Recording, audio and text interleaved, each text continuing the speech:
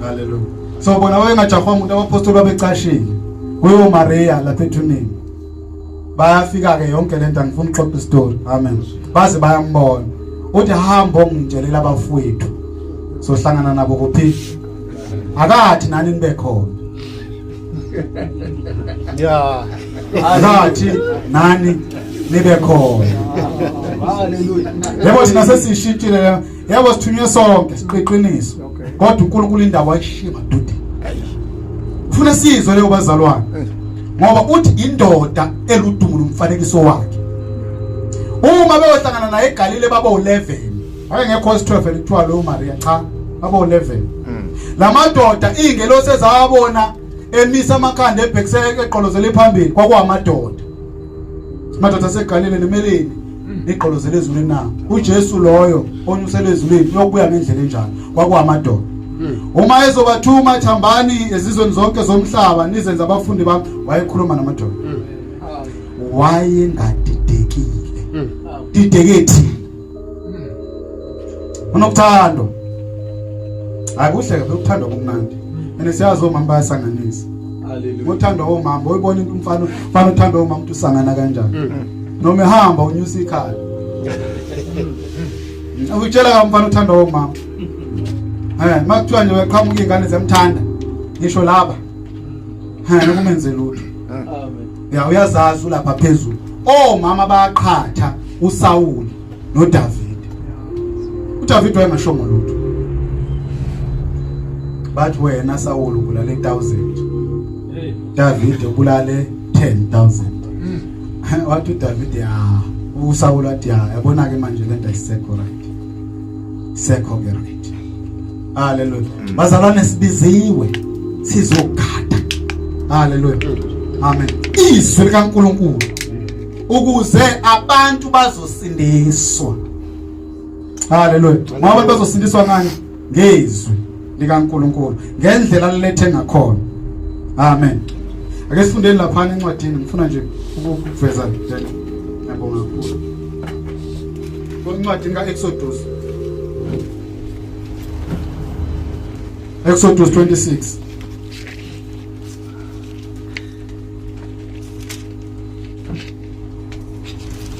Hallelujah. Funa sifunde verse li-1 la. I-history yale ndaba le ukwakhiwa kwethempeli. Amen. Kwakhiwa kwethempeli. uNkulunkulu uthatha uMoses umnyusele entabeni. Lomtshengisa isithombe sethempeli. Ayikho into leyodwa eyayizoba sethempelini uNkulunkulu angamtshelanga yona uMoses. Ayikho igap uNkulunkulu ayishiya ukuthi uMoses uyoyibonela. Ayikho. Ingabe insindisweni khona igap eshiyo kwathiwa sesiyobonela. Sowakha amabandla. Khona eshiyo. Pho lokho esikufakayo thina sikuthatha. Safari. Motivation. Makuyinkonzo zeyundi ka motivate. Bafunda abantwana. Kuzo abakhuluma. Ngabe wrong motivation. Ayikho wrong. Kodwa endlini kaNkulunkulu yini efanele ikhulunywe shinayo. Yes. Abantu bangayithola izinto. Bafe nazo. Thina sibizelwe ukuthi sizosindisa imphefumulo yabantu ngezwi likaNkulunkulu. Hayi so motivate abantu bathole imoto. Kulungile. Abantu abamotivate. Kodwa indlu kaNkulunkulu ayingaphendula.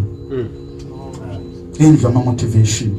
Now, uma insindisa uNkulunkulu ezoyiletha ngoba umsebenzi wezandla zakhe, uyilethe ine plan yakhe. Now, la ngifuna nje sithola uverse. Mhlawumbe sifunda uverse 1 bese siyajumpa selapha ku verse 30. Oh noma siqale ku 29.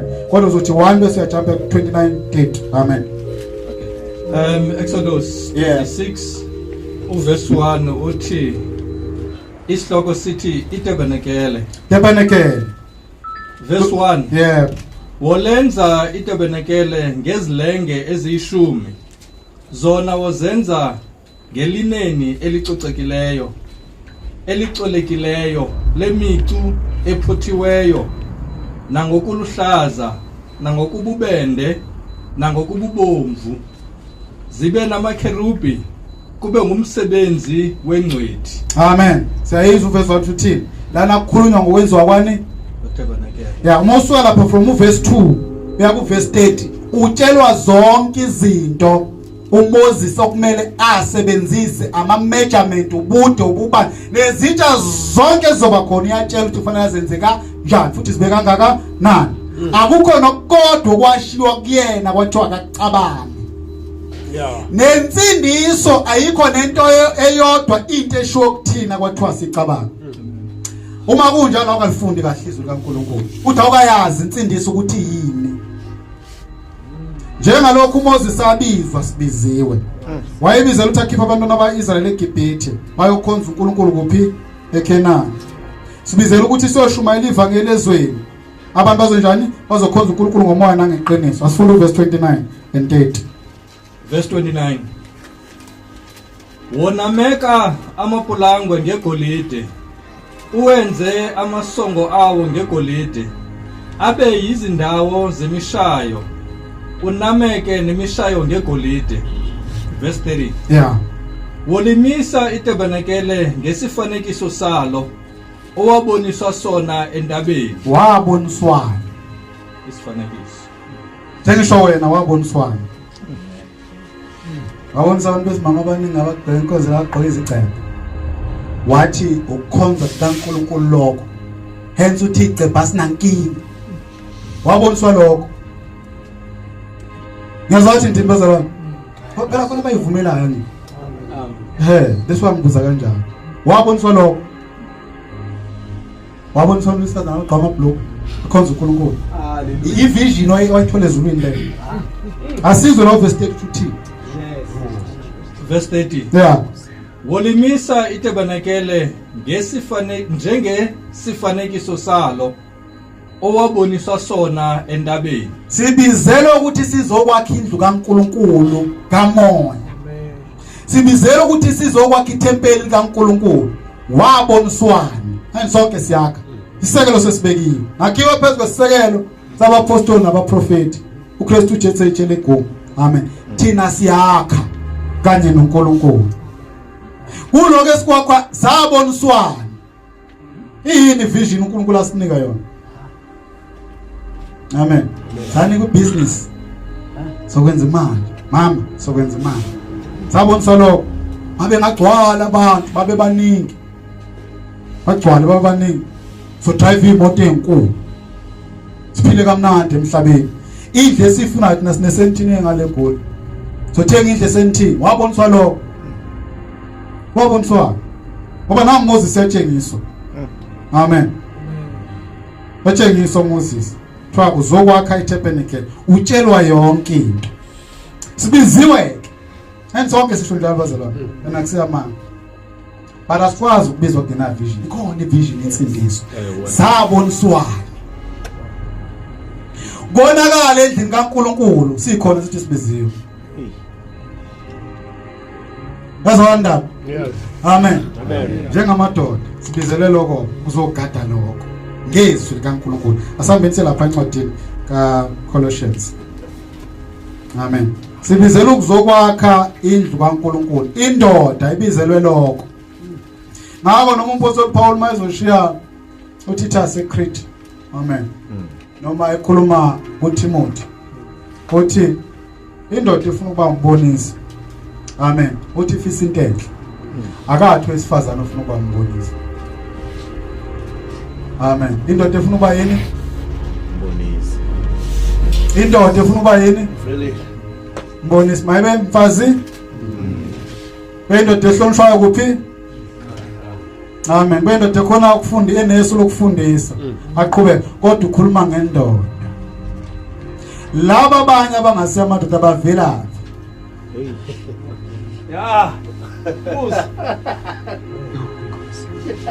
Esikhuluma lo nto manje singena ngaphansi kwedoro mase siyasaba. Saba abafundisi. Aqhazela abafundisi. Aqhazela amadoda. Ezisobulawa masikhuluma iqiniso. Khona sifile kunani. Owasobe sifela into eyiyona yona. Ngoba nenkosi yethu yafa ifela yona le ndaba. Why thina singafuni kuyifesa amadoda anjani? Amadoda kanjani? Madoda asaba ukuncishwa. Bavula la madlini. Madoda kanjani? Sesidayisa ngevangeli. Dayisa into enkulu. Yabazana inkulu lento. Le eyinkulu. Ngoba le yalethwa uNkulunkulu uqobo lwakhe letha ngeyakhe inyama. Amen. Phela ibandla lafelwa kwaphuma igazi likaNkulunkulu. Sikaze sayifunda lo ncwadi. Izenzo 20:28. Nakelani ini umhlambi kaNkulunkulu umoya ongcwelani anikhethile ukuthi be yini ababonisi. uNkulunkulu azizuzela lona ibandla ngelakhe igazi. Gazi kaJesu igazi kaNkulunkulu ngoba kuloya mzimba uNkulunkulu ngogcwala kwakhe ehlala khona. Ngakho lo mzimba uphakamisa ekuphakamiseni kwakhe wawenza lo mzimba ukuthi ube yini ube inkosi uphinde ube uKristu owenziwa inkosi noKristu umzimba hayi umoya owenzayo umoya. Amen. Ingakho kuvusa umzimba ngoba umzimba wafa umoya akafanga. Amen. Yazwa ndaba. Ingakho kunikwa athi uKristu enginikiwe amandla ezweni nasemhlabeni onikwayo umzimba uze ayohlala lezulwini abuse. Abe inkosi kusho ukubusa, abe uKristu kusho ukusindisa. Sindiswe ngawo lo mzimba owayinyama. Kodwa masuvuso uyinkazimulo. Haleluya. Indaba kaNkulunkulu. Insindiso umsebenzi wezandla zikaNkulunkulu. Thina sithunyiwe sabizwa wathiwa lento ke le eninikiwe hambise njengoba injalo. Saze satshelwa kwathiwa lento izoba ubuwula kulabantu ababhubhana. Haleluya. Kodwa kuNkulunkulu ingamandla. Noma kulabo abasindiswa engamandla. Futhi kulabo abasindiswa ukuhlakanipha kaNkulunkulu. Amen. Athi umphathi Paulus khuluma ukufihla ukulokhu ukuhlakanipha emfihlakalweni ngefihliwe uNkulunkulu kwaphakade. Hayi ukuhlakanipha kwalesi sikhathi. Nokwababusi balesi sikhathi. Kodwa ukuhlakanipha kaNkulunkulu kuphi? Emfihlakalweni. Abangazanga ababusi bangalesi sikhathi bakwazi. Ngoba ubane bebekwazi bebengeke bayibethele inkosi enkazimulo kuphi esiphambanweni. Haleluya. Haleluya. Ake sifundeni ke lapha encwadini yabo. Siyakha abazalwane sibizela ukuzokwakha. Indoda ibizela ukuzokwakha. Bandla laNkulunkulu uthi uNkulunkulu ufuna liholwa amadoda. Bandla lakhe. Futhi uthi ufuna lifundiswa amadoda. Why ufuna lifundiswa amadoda? Because isifundo sinegunya. Jalazi igunya lisho ukuthini? Ungakhuluma izulu esiqina kakhulu. Yini? Amen. Isifundo sine authority. Shalom amthetho. Angibafuna baba bazofika ngesikhathi la. Nginyanda ngizofuna. How does it sound? How does it look?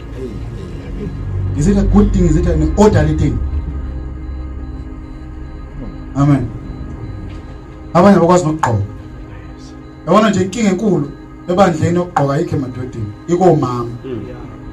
Abakwazi nokugqoka bafuna ukufundisa. Ufundisa kanjani akwazi ukugqoka? Mayemela ayikho into ongayiboni.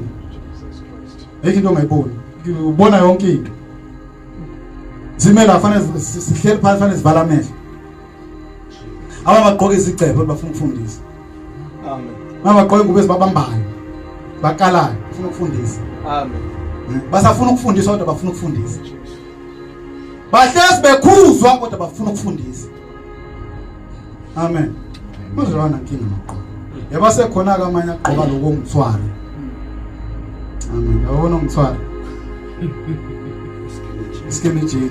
Kodwa ibambeke, ipitsheke into uzuma enzakele. Ngokubonakele. Haleluya. Not at my gqoka kufuna noma ikhumula afuna isizwe. Alphu. Haleluya. Amen. Akhona njalo. Amen. Kodwa siyazi ukuthi inkinga enkulu ayikho kuphi. Ngiyakhiwa ke bazalwane.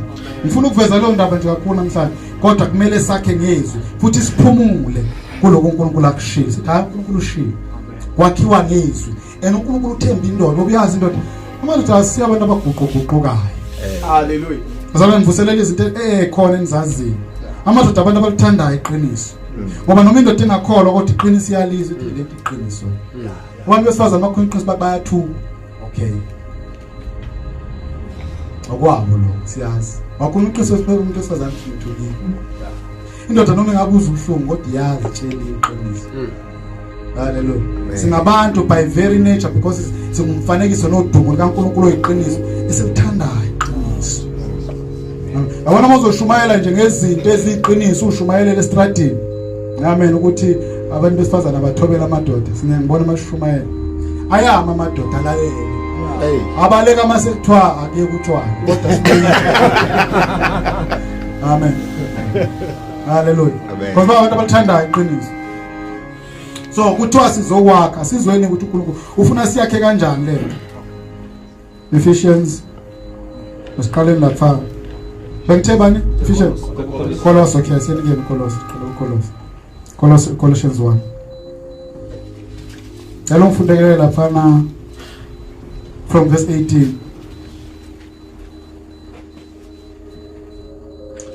Sisakha indlu kaNkulunkulu ithempeli lakhe thina. uMoses wanikwa isithombe thina sinikwa ngene isithombe. Masanikwa isithombe pho yonke lento ekhona lenhlaka ekhona sizizwa abantu sebeshumayela nezinyaxolisa nje busethi uyafuna umzalwane sizizwa abantu sebeshumayela ukuthi nokuchatha koRoma don't tell him close yonke lento ivela bathi ayidli ipoloni kinga kusuka amadoda sasuke ezweni kaNkulunkulu sayekeliswa. Amen. Sayekeliswa Yesu wasekuthi upolo nasingawudli ekuningi ke sisazoyikiswa kona kuningi otshela uthunga la nomngakho ngisazotshela unolana nomngakho awuyizulini because sisukaphi ezweni simisa abantu abaronga phambili. Hallelujah. Okay, verse 18. Ngoba kusekolose isohluko sokuqala isihloko sithi uPaul ubakhulekela kuJesu. Paul bakhulekela kuJesu. Bakhulekela kubani? Nathi sifanele ukukhulekela abantu kuJesu. Nathi sibizela ukuzonxusela abantu ukuba bazane noJesu. Babe yibandla likaJesu. Sibakhela kuKristu uJesu. Hallelujah. Bangakheli kithi abantu. Angikhuza abazalwane.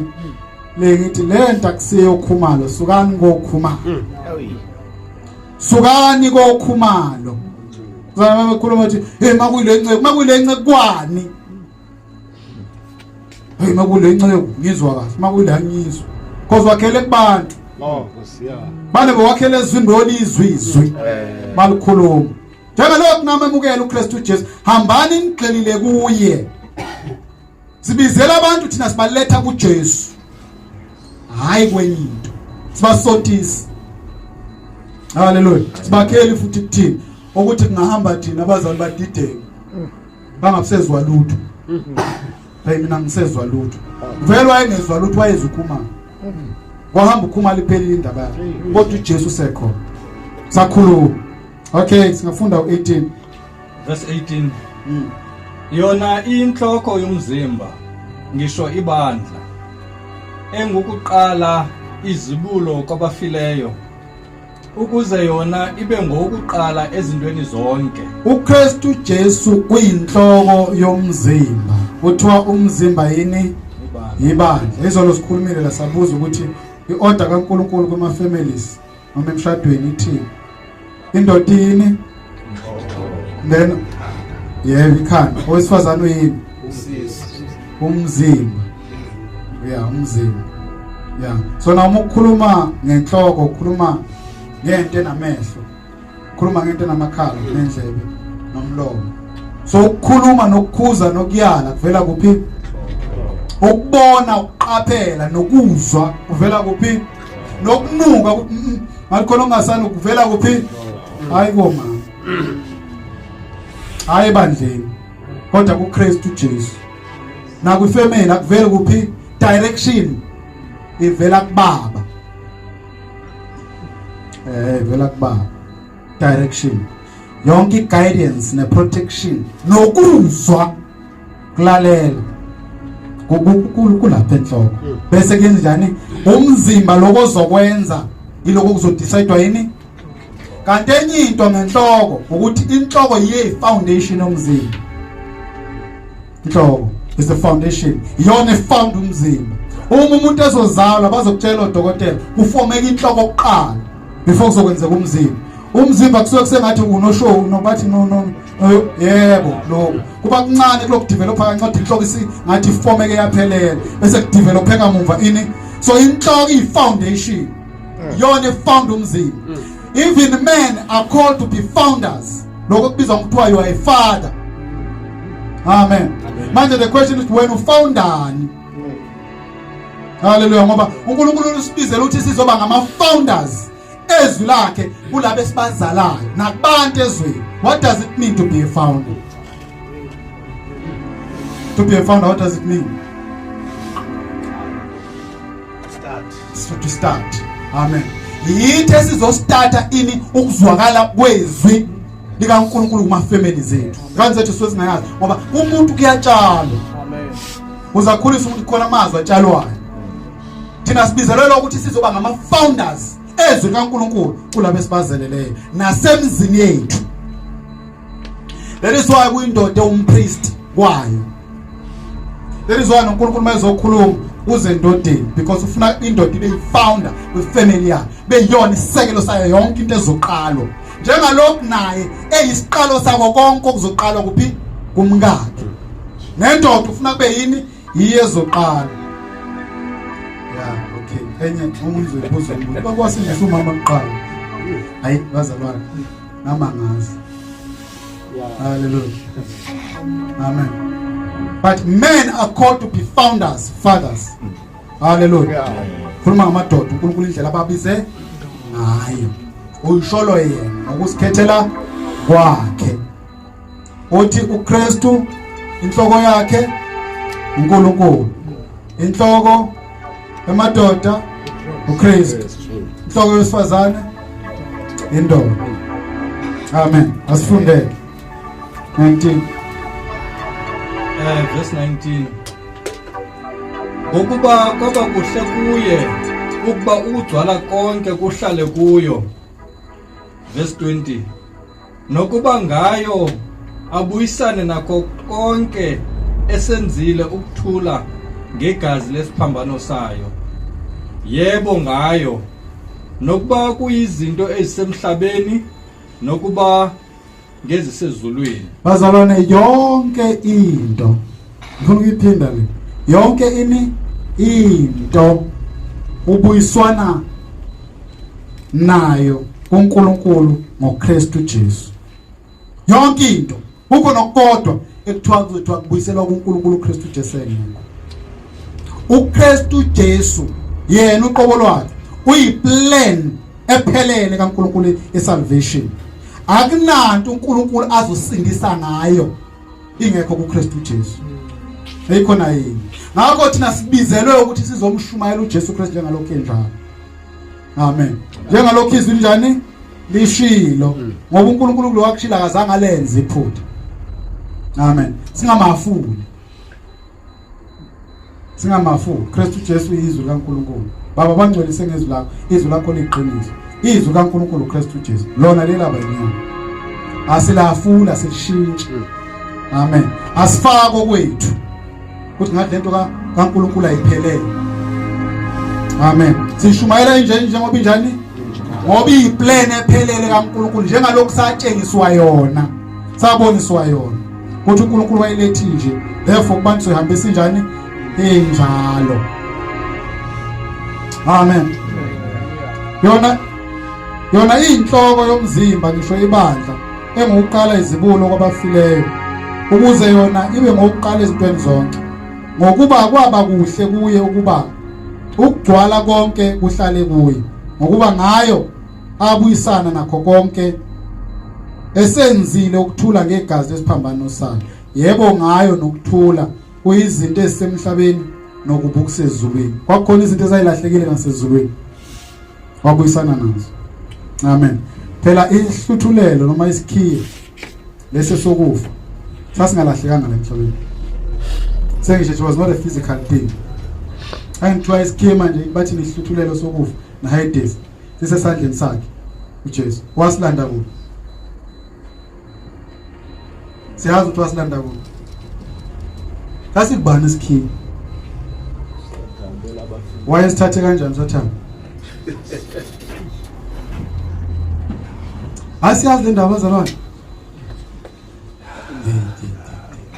wayesithathe kanjani Sathane wasatha kaAdamu amanga nangenkohliso le ayenzi ingake ethi uJesu Kristu Sathane ungumqambe manga wasekuqaleni amen futhi ulisela uma ethi ulisela wayembona entshontshango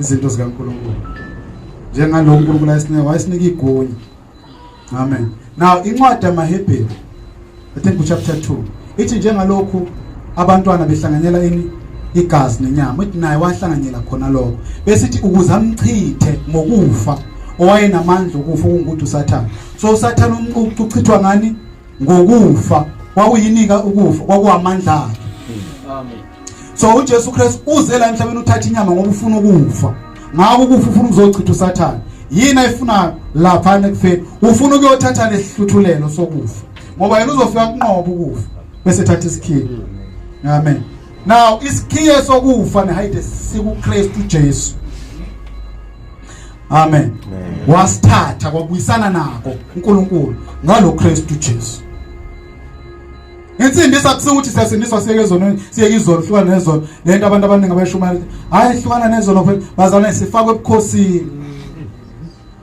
sifake ekubuseni ngoba umzimba kaKristu Jesu amen uyithi ngikhuluma ngomzimba ngithiwa uyibandla umzimba kaKristu Jesu so ibandla ubani manje sina lento sisicabange njengani ibe bathi ngathi metaphor is not a metaphor it's a real thing lo mzimba uJesu Kristu awu provider lo eza ngawo wayenzela thina mangabe siqale simukela uJesu njengenkosi nomsindisi siyathathwa sifake kulo yamzimba sibe ingxenye yalo yamzimba ahlele ngawo esihlalweni sokubuza so umuntu akasindiselwe nje kuphela ukuthi tuzosindisela uhlukane nezono izono ukuthi uhlukaniswa nazo ngoba ngeke ungene kulo yamzimba monazo amen kodwa umuntu ulandela ukuthi azobusa noNkulunkulu kulo yamzimba la uKristu Jesu ekhona nathi sikhona ngomzimba wakhe la ekhona uma uKristu Jesu uyabusa uhlele esihlalweni sikaNkulunkulu sokubusa nathi silapho ingakho ucula khona iculo leyacula yathi sondlula ini amalungu sidlula izidalo siyakuphi la uKristu ekhona ungaphezulu kwamazulu wonke icebo lensindiso iposition ayifuna uSathane uNkulunkulu ayinika umuntu la ethu uSathane khona ngizonyukela ngibe ngihlale ngibe phezulu ngibe njengophezulu konke uSathane wakufisa lokho ngaloko kwathiwa kubonakala isono kuSathane bonakala ngoba enganikwanga leyo nto engadalelwanga lokho uNkulunkulu wasethi lo ngimbulala but ngizomshanga uswazi angikaphinda ukhoza abanye abantu bayabuza bathi waye uNkulunkulu angambulelanga uSathane for what ngoba umbulala wamqeda amazokwenza umuntu wasemnika le position ayifuna besiyazi lo nto bazalwane umuntu wanika uposition Sathane abefuna uKristu Jesu uhlele ezulwini ngomzimba wakhe lo mzimba wakhe uyithi funda incwadi kaDaniel 7 ikhuluma leyo ngambona ufana nendodana yomuntu ngambona inikimikho ilokho nombuso namandla nobukhosi mekuchazwa onjengendodana yomuntu lo wayenikwa kuthiwa abayingcwele bophezulu konke ngamanye amazwi ukunika kaJesu mayesethi nginikwa amandla ezulwini nasemhlabeni uthi kunikwe thina ngoba wayenikwa lo mzimba awu provide ukusindiswa abantu haleluya sibizela ukuthi sisoshumayela lo sitshela abantu ukuthi luyini uhlelo likaNkulunkulu ngensindiso singayishintshi sindisa kusiya ukuthi sifunde sithole imoto siphile kahle ezweni ukuthi soba nenkosi sibuse kanye nayo ake siqhubeke singavala abazalwane 21 sengimfundile u20 verse 21 yeah nani ekade ningabafokazi nezitha engqondweni ngemisebenzi emibi nokho manje usebuyisene nani emzimbeni wenyama yayo ngokufa ukuba animise ningcwele ningenasisihla nacala phambi kwakhe okay sibuyisana noNkulunkulu emzimbeni wani wenyama kabani kaJesu sibuyisana noNkulunkulu emzimbeni wenyama kaJesu, hayi kwenye indawo. Alikho elinye altar esinayo, ayikho enye inhlanganyelo esinayo noNkulunkulu ngaphandle komzimba wenyama kaKristu Jesu. uKristu Jesu sezulwini ngomzimba wenyama yena. Yazi abanye bazi ukuthi inyama ingene ezulwini. Amen. Kodwa uKristu Jesu sezulwini ngani? Ngomzimba wenyama yena. Kanti imuphi umzimba uJesu ahamba alokhuna avuka ngawo? Yebo, wenyama uphi? Amen. Kwathathwa kwavuka lo mzimba owushayiwe lo obhoriwe. Ingakho namanje abambona babona ini? Ngoba yini yabhoya kwaba umoya. Bani uLuke Mark, uLuke 24. uJesu Kristu ungena kuvalwa amabondo. Ngoba mangena kuvalile. Amen. Ungena kuvalwa amabondo, futhi abafundi bayihlalela. Bayathuka babona ini? Ithonga. Uthi angisile ithonga. Amen. Usebala into embili. Uthi ithonga alinanyama, alinamathambo. Uthi bekani njani? Nako. But ukusho liloko emva kokuvuka enokusho ngomzimba angena ngawo kuvaliwe. Kodwa uthi inyama namathambo njani? Nako. Iwona ke lo mzimba futhi owathathwa bewubhekile wanyuselwe ezulwini, awukho omunye. Oh yeah. That is why izwi laNkulunkulu lithi munye uNkulunkulu munye nomlamleli phakathi kwabantu nobani? noNkulunkulu. Lithi umuntu, alithi uNkulunkulu. Ngoba ezulwini sekunomuntu omele thina sisemhlabeni. Cebo lensindiso kaNkulunkulu wayezolanda umuntu ngomzimba wakhe ukuze umuntu abe ngumzimba wakhe. Wayezofaka umuntu enyameni, ethatha umuntu emfaka kuphi? kuNkulunkulu ngomzimba wenyama yakhe. Leso lo mzimba washaywa, leso lo mzimba wahlushwa. Mangathu uveze lokushaya kaJesu akusilo sikubuka ku Passion of Christ. That is nothing. He grind that body uNkulunkulu because into ayezoyenza ngalo mzimba inkulu. That's why uJesu Kristu mangabe kukhuleka eGetsemane uthi makukudla lindlu ngaphandle uthi ngiliphuza. Kuthiwa alikho elinye icebo, fanele uye. But it was God himself crushing the very body ayemisile ukuze umuntu azosindiswa. That's why umfundi Isaiah 53 verse 10 lithi it please to do what? To crush him. Ukuze thina kuzovela ini? Insindiso. Lithi ke sibuyisana ngani? noNkulunkulu ngomzimba wenyama kaKristu Jesu. Ukuze kwenzakaleni? Nokho manje usebuyisene nani emzimbeni wenyama yayo ngokufa ukuba nimise ningcwele. Bazalwane sibizela ukuthi sizokwenza ibandla benjani? Number 2.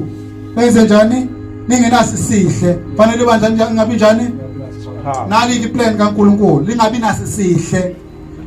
Ukuze lingabi njani mayiqhubeka ukuthi lingabi na cala phambi kwakhe.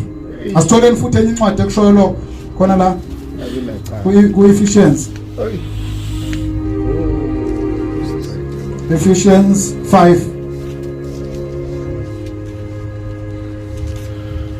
verse 27. Fanele ibandla lingabi libe ngcwele, lingabi nasisihle, lingabi nacala phambi kwakhe. Iplan kaNkulunkulu. Kwabase Efese chapter 5 verse 27 isihloko sithi ukuphathana kwabaganeneyo. Ukuphathana kwabaganeneyo. Verse 27. Ukuze azimisele ibandla elinenkazimulo. Okay, lena ithi ukuze azimisele ibandla enjani? So sibiziwe ukuthi ibandla sisolenza libe nenkazimulo. Hayi libe nemoto eningi. Alifunde kakhulu. Simplen kaNkulunkulu leyo bazalwane. Sibiziwe lana sokwakha ibandla. noMoses wayebiziwe wanika ivision. Thina sinikwe yiphi vision?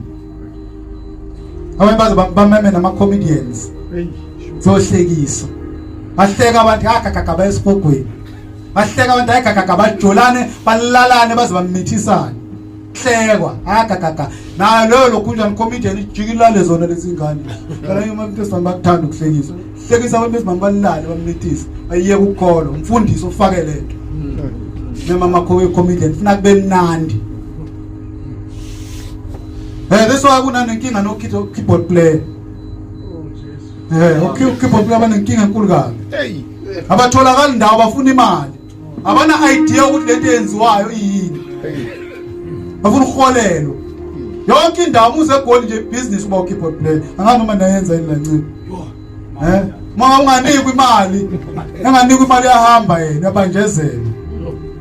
Nama worshipers kungenile konke. Because abantu abazi ukuthi lento yini plan kaNkulunkulu. Abafundisi balandela khona lapho. Phela mangabe singaqashwa kuzohamba lezi ngane. Ahambe. Mangabe singabahlekisa uhamba lezi ngane. Ahambe. Hlala ecebeni kaNkulunkulu. Hallelujah.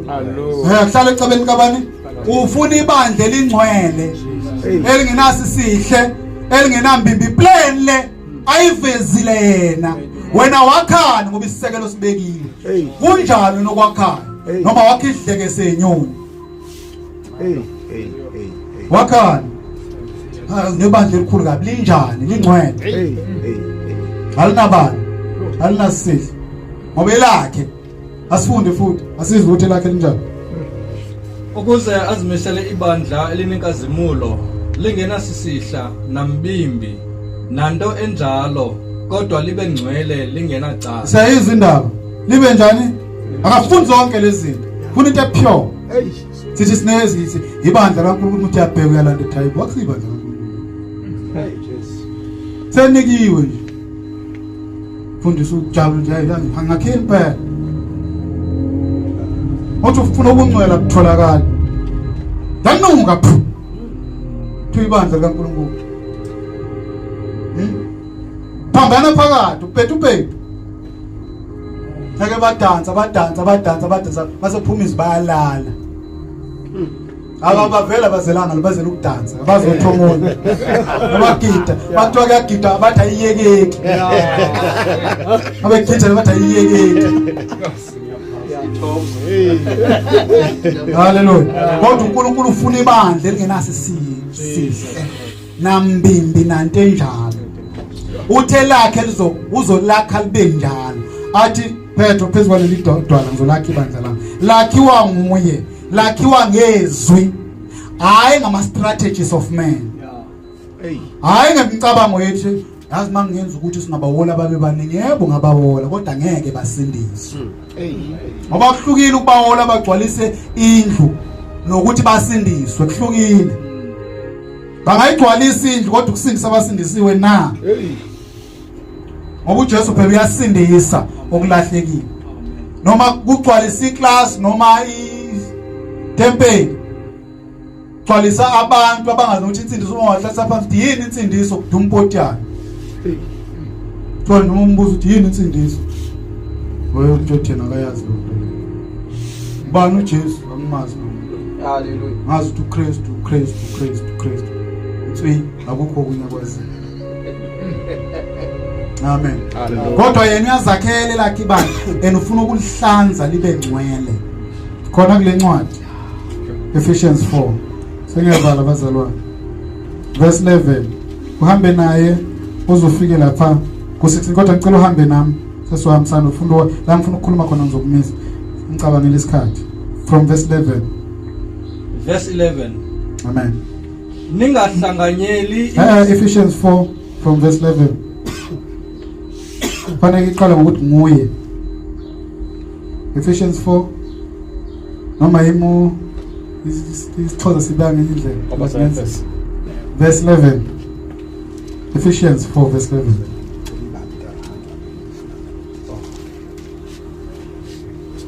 Isixhoza leso pathion. Oh, pathion.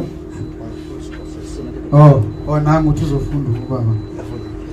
Kwaba seEfese 4 verse 11. Amen. Isihloko enhlako verse 1 ubizo lukaThixo. Bizo likaThixo batha kunye. Amen. Verse 11. Wazaka wena wabapha abanye ukuba babe ngabapostoli. Okay, asima kancane. Weza yena wabapha abanye ukuthi babe yini? Hayi siyahlala phansi sicabanga ayise ngawo apostoli. Weza yena wapha abanye ukuthi babe yini? hayi siyacabangela siyabonela Hey. asigcobani bazalwane kukho wrong bampostoli kodwa asigcobani gcotshwa uye mangagcobanga noma singagcoba usiye yazo ndaba akukho wrong phela ngesibanga ama title bazalwane asifaka asiza ngani ungawulisa ukuthi umzalwane umuntu umpostoli ungena okhona belando lompostoli ukhalelani ngaloko ukuthi umpostoli Kolekho udokotela ungena. Ngoba kwakhe noNkulunkulu lo. Kodwa ngithi mina akabizwe uyanikwe uye leyo nto. Naye ufuna ukuba umpostoli ufisa intenhle, kodwa akabizwe uye. Anikwe uye leyo nto. Hayi thina noma singamnika akasiyi. Yeah. Amen. Funa ababandla funa abantu azobagcoba manje. Melela ukugcoba ibandla la control. Yeah. Sithatha ngeshumayeli lento. Yeah. Gcotshwe yibo phela kodwa uma ugcotshwe uNkulunkulu uzoshumayela lokusho uNkulunkulu nguye futhi owapha abanye ukuthi babe abapostoli eqedele abanye babe abaprofeti abanye babe othisha abanye abelusi abanye abavamile ubani yena uNkulunkulu yena uJesu uyayikhethela yena abanike yena for ipurpose yakhe. Amen. Ngifuna sizwe ipurpose yakhe. Uthini purpose ngoba ngithe sibizela ukuthi so njani zokwakhiwa sizwe u12 songafunda ncane ukuze abangcwele basulungekiselwe umsebenzi olungiselelo ukwakhiwa ke komzimba kaKristu na indaba ukwakhiwa lezi zipho azilethelwanga ukuthi sibe nosofa la ngaphambili hey nje wazi nosofa nje abangaka ayizoxola inceke nosofa kwayo abe nje ibandla liholayo nosofa ngaphambili namhlanje senkingini amen lezi zipho asinikelwanga zonke ukuthi sibe nosofa hlale sibheka abazalwane abanye abangena noma kudunyiswa hlala lapha ngaphandle emotweni bayengena uyaphelezela ibandla leBhayibheli akukho wrong kodwa nizokhokha ukho wrong kodwa nizokhokha ngoba lento eniyenzayo ayibhalwanga la ayikho kwiplan ayine sihamba ngeplan amen ayikho kwiplan mina nikuthatha osofa mbathatha kwathi ubani omkhulu kunabo bonke wayibeka kanjani Jesu nokhuluma ngomkhulu kunabo bonke wathi njani asayazi lento bazalwane wathi njani oyindlalayo abokhaphe bahambe phezulu thina sihlala kosofa bangaka fathelwa amaBhayibheli haleluya fathelwa amaBhayibheli futhi uthole anointing njengoba sengisuluma umjuluko nami unuke umjuluko wami cha uhamba usula ngendwangu yenceko sigulu kwendlula zakhe indlu kaNkulunkulu ngezibi ayakhiwa ngezibi yakhiwa ngepride zakha ngepride gqoka amasudu amahle drive imoto enkulu sicathi ivangeli lokho sebenza kahle thola ama position abanye baze babe ngama backstabbers emsebenzini ukuze bathola ama promotions manje babulala abantu kodwa abantu bayakhona babuye bazothi uNkulunkulu ungibusisi lodwa ubulala umuntu Jesus zakhe indlu kaNkulunkulu bazalwa thina sibizele ukuzogada leyo uzibandla libe ngcwele uzibandla libe ngcwele kungabi nami mbimbi kungabi nasisihla nento enjalo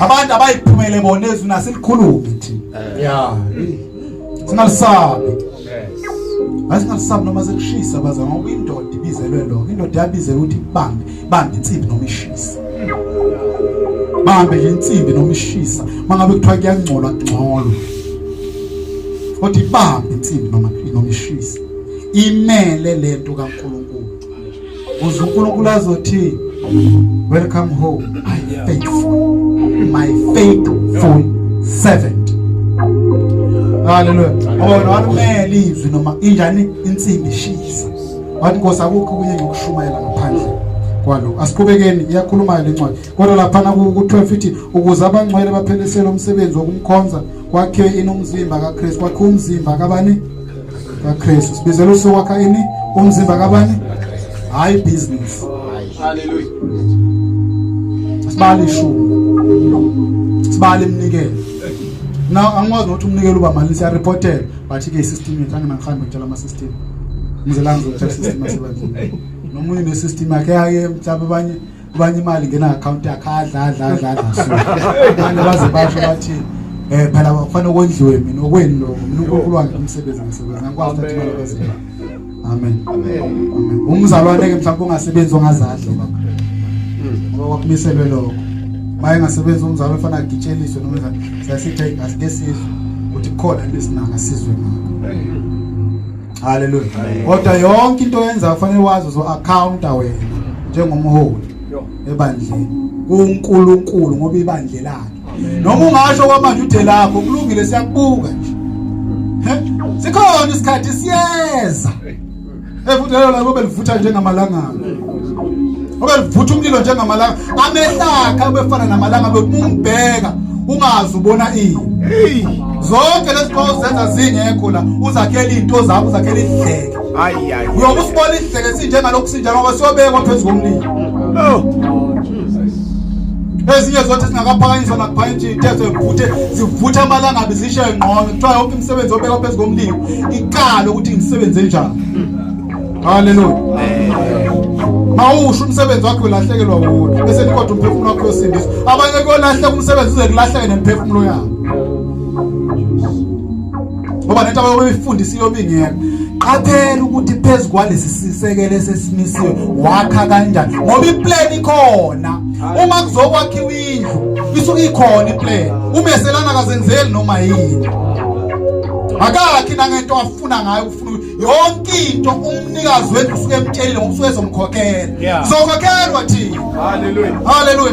Ezulwini sokhokhelwa thina. Fanele sithembeke ngalento. Ukuze nenkokhelo yethu sijabulele. Sokhokhelwa phela thina. Masabe kahle sokhokhelwa. Bazalwane ezulwini ufuna ukutshela lento mhlawumbe oqala nisi angesilingane. Haleluya. Ngakufana noPaul nomfuthana. Khohlwa njengesidome esikoleni. Ngeke ufane noPaul nomfuthana.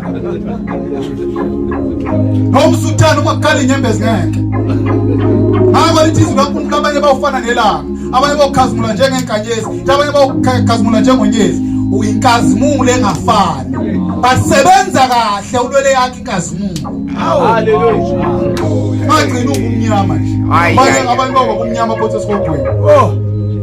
Bona sebenza kahle ulise izwi laNkulunkulu njengalokho alilele. Le plan ukuzivele kahle bayo lento ilethelweni. Asiqhubeke.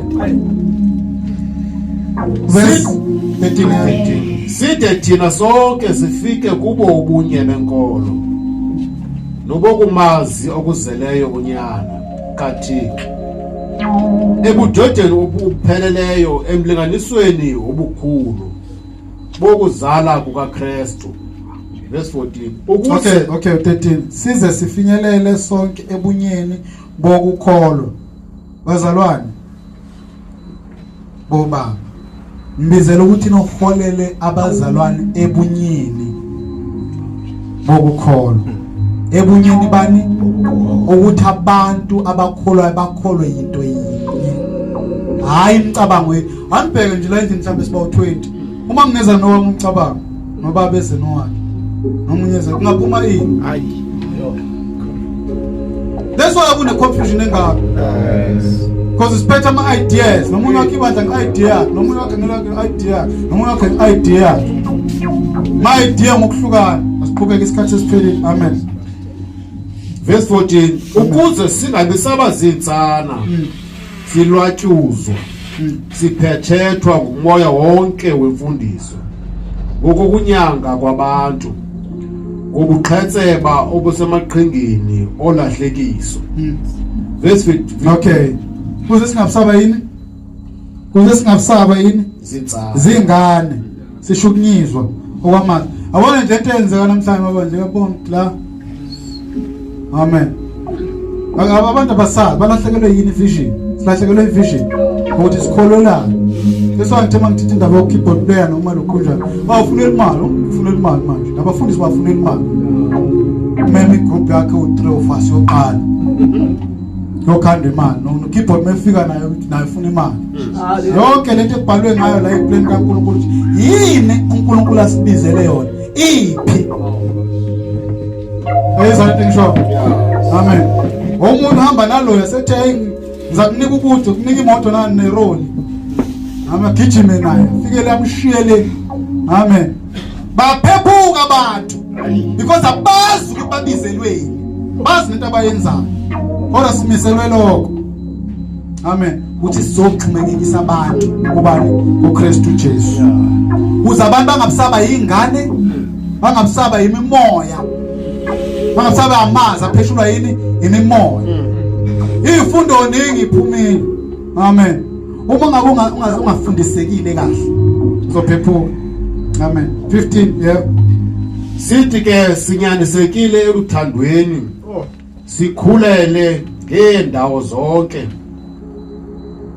kuye lo uyinhloko uKristu uze sikhulele kuphi endaweni zonke sipheleliswe ukukhula endaweni zonke kubani kuKristu 16 ekuphuma kuye ukuthi umzimba wonke uhlangane kakuhle umzimba uhlanganiselwa bani kakuhle kahle hlanganisele ngoba laba bazobe besebenza lento ngani ngeplan sibizelwe lokho amen cela siqedele ubandakanywe ngakho konke ukuxhomekelelana kwamalungu okuluncedo ukusebenza ngomlinganiso wendawo zonke ngazinye ukhulise umzimba use ekuzakheni ngothando haleluya into esibizelwe yona bazalwane uNkulunkulu ufuna amadoda azoyithatha ke manje lento evezile njengoMoses ngakuMoses Moses walakha itabernacle njengalokho uNkulunkulu ayenzenjani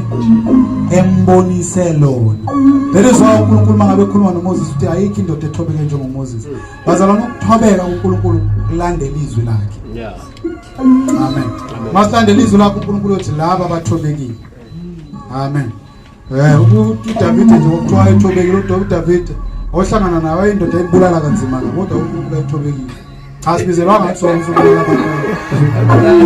oyebulala uDavid khona enye incebo nje yakeza kuyena ithi izomthetha isibulela uSawulu ade wena ubuthunywa abantu bulala uSawulu kwaza umkhonto yakhe kodwa ayithobekile amen lethunyisi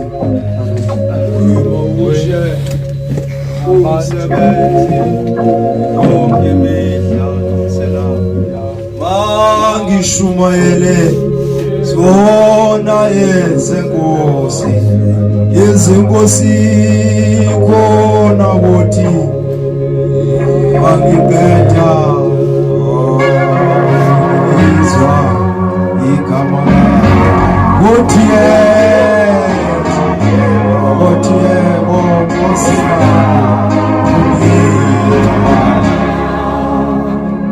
shayela uNkulunkulu izandla kakhulu shayela uNkulunkulu izandla kakhulu haleluya siyambonga uThixo ngezwi lakhe haleluya sidibale basathi saqhuba bangena omama phana nokutya so sisalele awa ngoku amen ngiqinisekile baxa sizapha kule nkomfa ubani nobunalanto la question akanayo koma le sayibuza phakla conference yamadoda amen silapha ke ngoku haleluya omane kuphuma one by one sibele break bazana ngenze bazo sizokwazi basiphinde sibuye sinze haleluya bona abantwana esikole coach haleluya kodwa mina ndibambe nje intuba indoda inhloko ifound zisiqala inhloko haleluya so ngiyabonakala baba ukuthi basikudukayo untana intombi yampa inkonzo endlini ithanda ukuthi tata nekwakhiwa apha ndivile lonto leyo phambi kwakhiwa amadoda so nekwakhiwa ke namhlanje njengoba siza kwi conference yamadoda khona umahluko olindeleyo ekhaya haleluya siyabona ngokusendliwe ngokusigcwele na khona ezawujongwa Hallelujah. Labantu abuya kwi conference athini ukuhamba. Athini ukwenza. Hallelujah. Ngoba sivile kuthiwa siqa afika abantu ecaweni. Hallelujah. Afika abantu ecaweni. Abantu bathanda bajoga phansi. Sivile abantu abadoda ngawo funeka ahlala indlela. Ayibonke igama lenkosi. Bangafika ngokuthi indoda yona baphe ngo-10 5 to 10 sabe seyikhona. Ayibonke igama lenkosi. Hallelujah. Sivile ke bangcwele ecela nje abantwana bakaThixo othi kuyo yonke lento eseyithethiwe dinomdla njengoba sibanisi kangaka abangcwele umbuzo bafuneka ukuthi qho uye straight ungakujikeleza sona singadli ixesha. Hallelujah. Kuyo yonke lento eseyithethiwe owami umbuzo uthi malibonke igama lenkosi.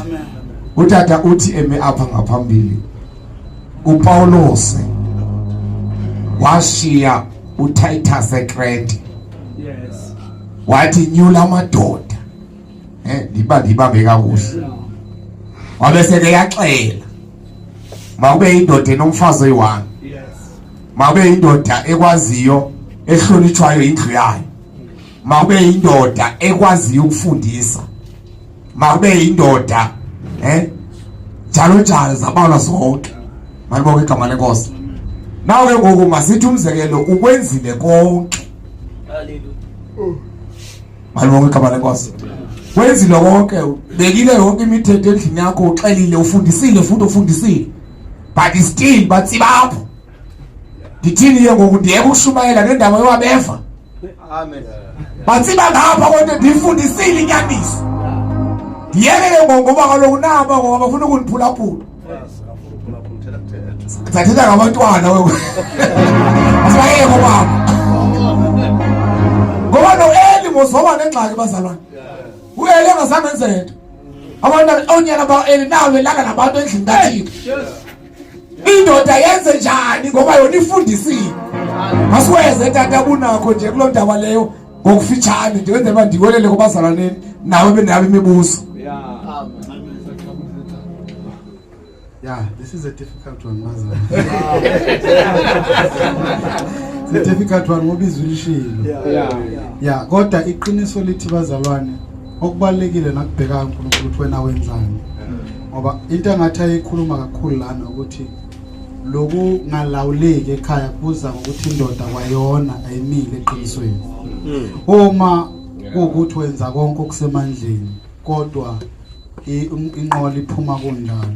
noNkulunkulu uyakubuka lokho. Ngeke akuhlalise phansi akuhlasela ukuthi umkakhe akafundi ukulalela. Futhi sekuwesike bazalwane kakhulukazi manje. Isimo nje sibhekane naso. Ngoba lento izikhala yonke imizi. Amen. Zikhala yonke imizi. So asikwazi ukuyeka ngesathu ukuthi nabo unkosikazi wakhe akakulalela. Okubalekile ukuthi wena yima esifundisweni naseqinisweni sikaNkulunkulu. Because idanger ebakhona ukuthi uma wena ungenalo iqiniso noma ungamanga iqiniso emzini wakho usulalela umngaka uzoshintsha nezwi kaNkulunkulu. Nayi danger lapho ikhona. Kodwa uma uzokhona ukuthi ethi engakulaleli uma ezweni, there's nothing wrong. Ngiyazwa wathi ngithini? Indaba hlonipha kodwa wena umile ezweni. So umile kuphi lo uNkulunkulu kanjani akushoyo. Ngoba angeke phela sikwazi ukungena emakamera nabantu nemizini yabantu sibaseshe ukuthi lokhu njani hamba kanjani. Kodwa abazalwane bona kumele kube yibona abamayo bathembe kulo uNkulunkulu abaphathiseke wona. Uma ngathiwa ke sihlaliswa phansi abazalwane bahlaliswa phansi. Hayi bazana akekho ngamandla. Ufuna uqiniso. Ngiyazwa wathi ngithini? Kulaba nje abashadile obaba bangathiwa sihlaliswe phansi. Bayi2 mhlawumbe uyi1 ohlonishwayo kwakhe. Yazwa lento. Kodwa esimangako ukuthi lokhu uNkulunkulu akushilo noma ngingasalalelwa. Mina ngizofika ngisifake isifundo ekhaya, ngisilwele futhi. Amen. Ukuthi siyenziwa kokunye ngoba uthi uyasinforce isifundo uboshwe. Ngiyabona this one kunzima.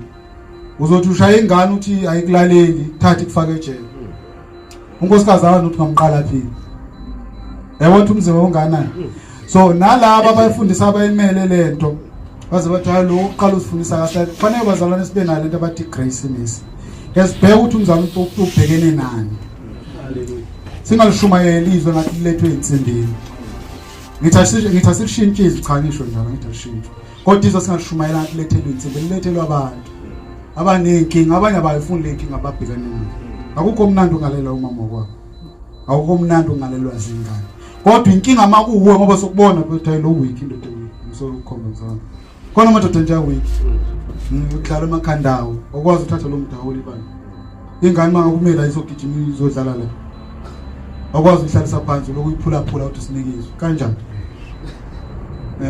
ayifuneki lonto mangabe sokuqala umila akusi platform yakho lengane akayihlalela otherwise what nezinye ingane zabantu agijime zize la ngaphambili idlalweke ngoba nezakhe ingane ziyadlala so sibona lapho ubuwiki bakho njengomuntu ukuthi interacta kanjani nengane zakho phambi kwethu ebandleni yebo lonto le ngenza nje example ngengane ngoba mina mangime phambili ayisondele ingane yami lapha izodlala ngiphula kanti yakho yini lento nomndeni wakho uthi ezakhe ingane zodlala phambili iqaluze makushumayela wena so izinto ezinjalo ezingafuneki ukade njengobaba install order yonke lento efana naleyo kodwa lokho ukuthi singaba enforce ukuthi siba zomnqubuza zoboshwa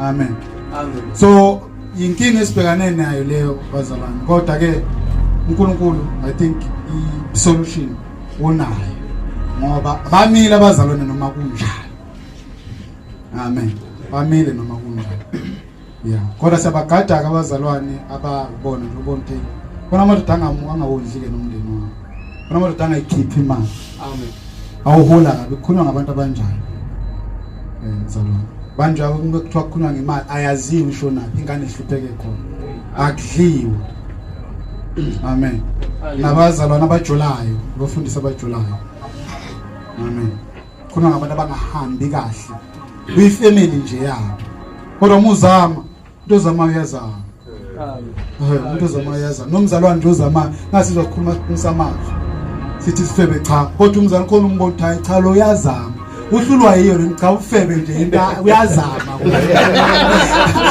asikwazi ukumxosha ngoba uyeza abuye esekhale sithi kodwa lento yangihlunga ngikuthandazisa khona odelelayo bekwa lezo zinto khona odelelayo ukuthi bazomenzana ujola ngenkani nabe ngesiphathwe la lo uyaxoshwa isichwenzi isideleli so nakulento ubhewa kanjalo amen haleluya hayi siyabulela phoxeke siphendulekile haleluya haleluya hayi siphendulekile khona umbuzo ophenayo othi mina ngikhala nje quickly wami bengoqala bazalwa singayivali benzeni basinceda haleluya ngoba size apha ukuze uThixo asincede haleluya yes bawunika yiza tata